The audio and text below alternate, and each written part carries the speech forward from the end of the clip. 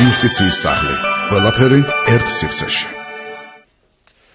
თბილისში იუსტიციის სახლის მშენებლობაზე გადახურვის სამუშაოები სრულდება. იუსტიციის სახლის პროექტი ცნობილ იტალიელ არქიტექტორს ეკუთვნის. სახურავის ლითონის კონსტრუქცია კი თურქეთში აეწყო. მის შედუღებაზე ადგილზე 40 შემდუღებელი მუშაობდა. სპეციფიკიდან გამომდინარე შემდუღებლებმა ტრენინგები თურქეთში გაიარეს. სახურავის მონტაჟზე ქართველებთან ერთად აზერბაიჯანელი, იტალიელი, თურქი და ჩინელი სპეციალისტები მუშაობენ. დღეს მიმდინარე მშენებლობა იუსტიციის მინისტრის მოადგილემ დაათვალიერა.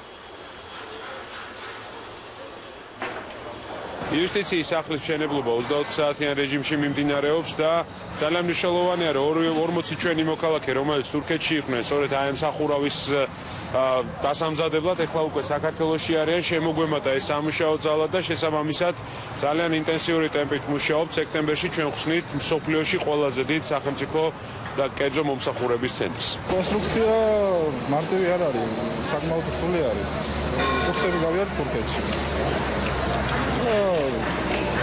ერთი ხიანი კურსები ქონდა, ჩამოვედი ახლა და ვაგრძელებთ აქ მუშაობას.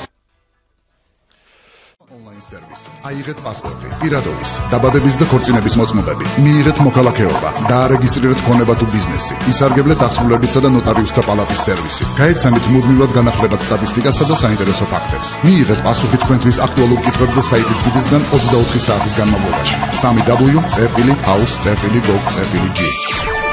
იუსტიციის სახლი. ყველაფერი ერთ სივრცეში.